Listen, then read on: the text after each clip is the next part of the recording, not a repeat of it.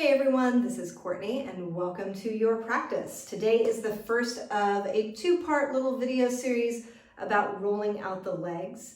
We could maybe technically call it a three-part series, and the first part I did last summer with rolling the feet, and you'll understand why they're connected in just a moment if you don't already. But for today, we're going to focus on everything between the knee and the ankle. And in the next video, we'll talk about stuff between the knee and the hip.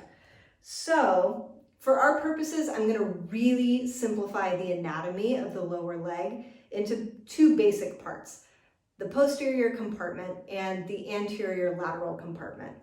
So in the posterior compartment, we have essentially the calves. The calves are made up of two big muscles.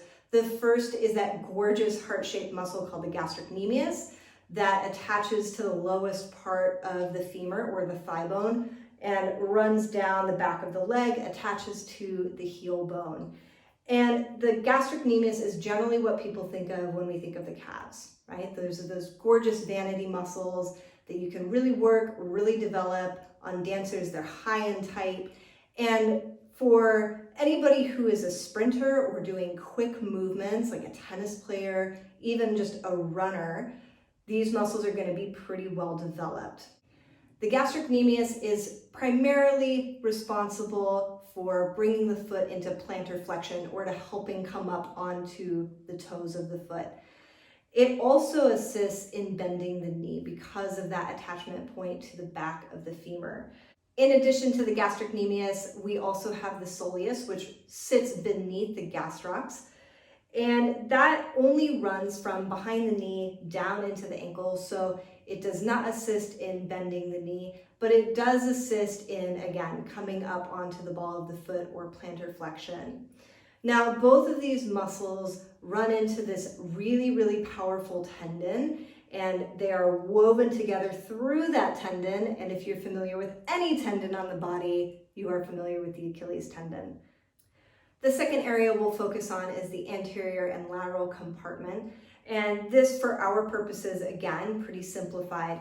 The peroneals, which run along the lateral edge or the outer edge of the lower leg, and the anterior tibialis, which runs along the lateral edge of the shin bone.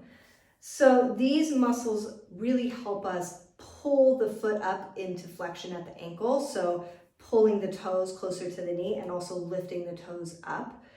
And if you are experiencing what's known as foot drop, these muscles might not be strong enough, or they might also have an impaired nerve that's feeding them. That's pretty common with any kind of pelvic or low back injury, and one of the indications of such an injury. So for today, you are going to need a set of balls, and it really doesn't matter what you have, what size they are. You can go anything as small as like the classic yoga tune-ups, which is about the size of a lacrosse ball, to the medium size, which is about the size of a tennis ball, to the big mama jammas, the alpha balls, and anything you want to use is totally fine. It really depends on the sensation that you like. Obviously, the smaller the ball, the more pinpointed the sensation is going to be. We're also going to use a block, and that's going to help us get into these right areas. So let's get started. Okay, so just like in the neck rolling video, I'm only going to show one side, and then you can go back and do the second side on your own. And I also think I forgot to say in that little intro that the stuff on the lateral anterior compartment is also responsible for the ability to evert and invert the foot. So to twist the foot in this kind of plane. Okay. So with the balls, we're going to place them right at the bottom edge of the muscle, right at the top of the Achilles tendon. We'll start there. I'm going to cross my other leg on top just for a little bit of weight. Hands are just by the hips, and I don't have any wrist stuff, so it's comfortable for me to turn my hands, but obviously you can have them in any way that's comfortable, including being on your knuckles.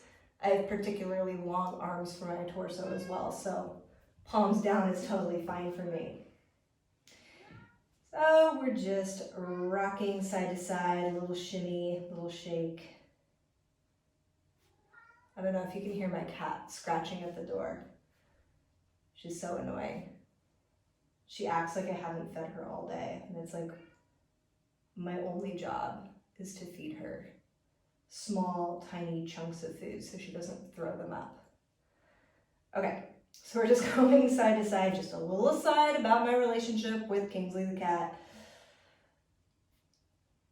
As you can see from taking a look at my knee here, I'm externally rotating, slightly internally rotating my leg at the hip, and that's really rolling over the muscle.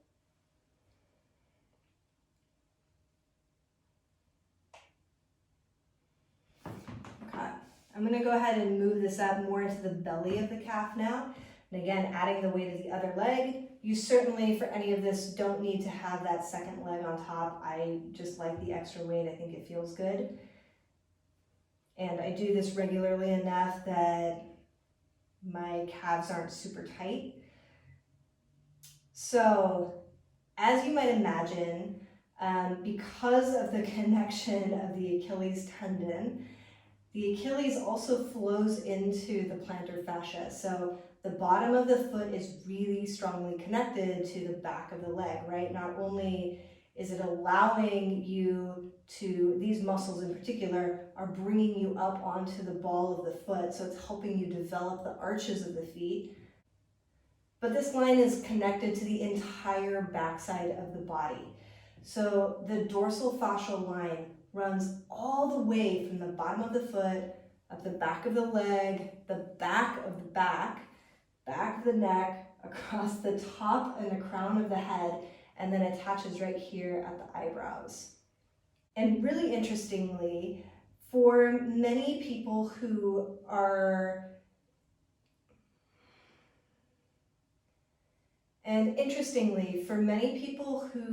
experience real bouts of anxiety, which has been obviously so present for many of us throughout this past year, the calves can be really, really tight, right? So that's a strong physiological response to fear. Because these muscles are made to help us move quickly, to sprint, to jump, and to basically move out of a situation quickly, it's a part of that response for flight. Okay, so I'm going to go ahead, turn to my side, bend the leg that you're working on at the knee, and then you can use a block if you find this helpful. So this other leg is just off to the side. You can bend it back, whatever feels most helpful. You could also sit on something if you like. So now we're working this anterior lateral compartment. Just bringing the leg across the balls.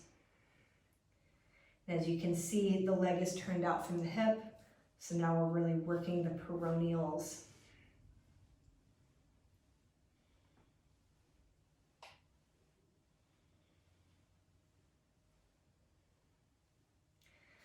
All right.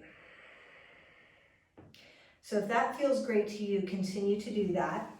If you like, I kind of like turning so that my leg is straight. And again, this could be on a block or not on a block. But with the leg straighter, I can bend and straighten the knee. It just gives me a little bit more room. But again, I do this all the time. And I feel like with that, I'm just a little bit less sensitive to the sensations that are happening. Like I've worked out some of the gunk that's been in there a long time from years of being on cross country and running every day and all of that. Okay, so we're gonna pause right again in the belly, so right in the meat of all this goodness. And we're gonna just roll the ankle in circles. And then just go the other way.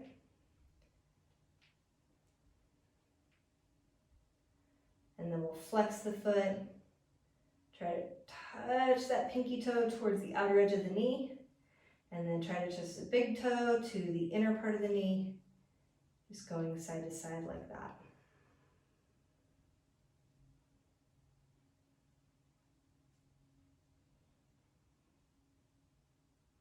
All right, great.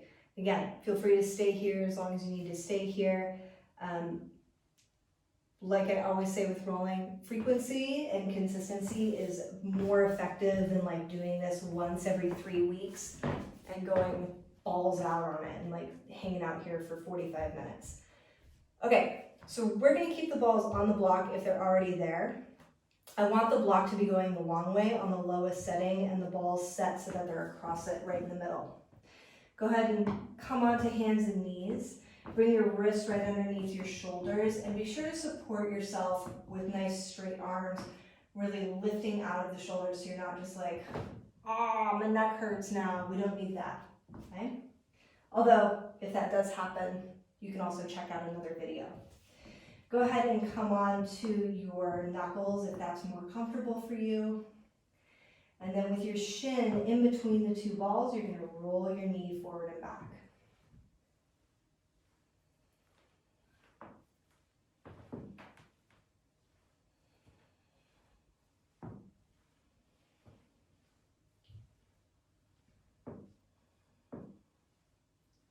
Are we remembering to breathe?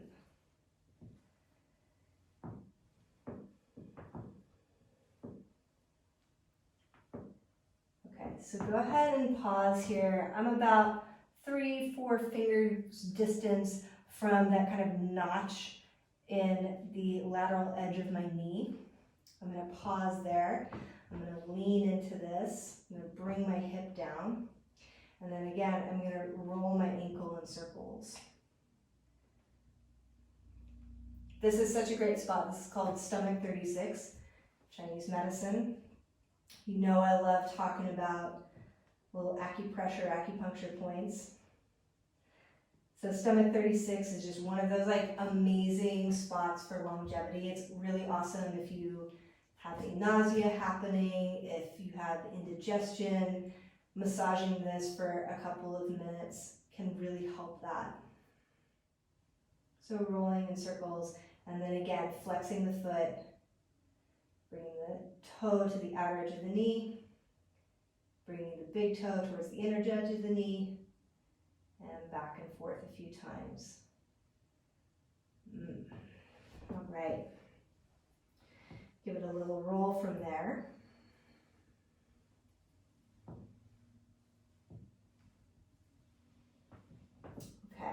I'm going to go ahead and come off. I'm going to place the block off to the side for a moment.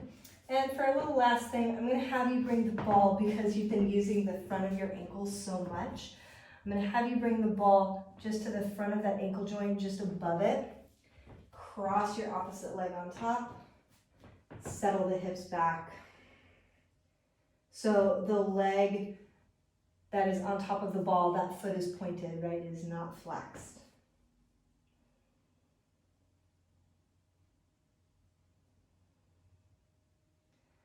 Pausing, breathing.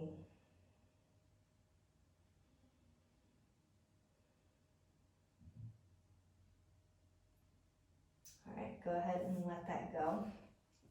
And then just a couple of really great practical stretches. So go ahead and step that leg forward that you've been working on. You're going to draw it back. So from ankle underneath, you're actually going to pull it back a little bit. Go ahead and come forward, move your back knee back. And then you want a little bit of space between your heel and the floor. Let your knee move past your toes. All right, I've got little cupcake hands, fingertips to the floor. You could have palms to the floor. You could use blocks. You could be on your knuckles. Doesn't matter. Your weight is going forward and down.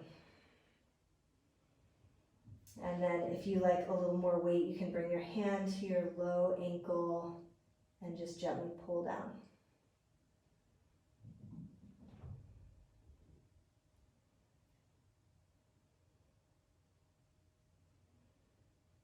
All right.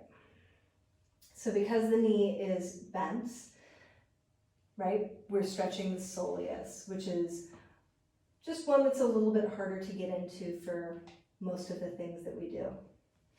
So go ahead and come out of that, backing up. I'm going to take the balls. You can certainly use the block as well. Place them underneath the ball of the foot. Go ahead and step the other foot forward as you come into a fold. And here's a nice place if you want this block just to help you I know a lot of us don't have a super deep forward fold to start with, so if you're lifting up a bit, that's fine. I'm going to bend the back knee, keep this front leg straight, and now that the leg is straight, of course, stretching through the calves.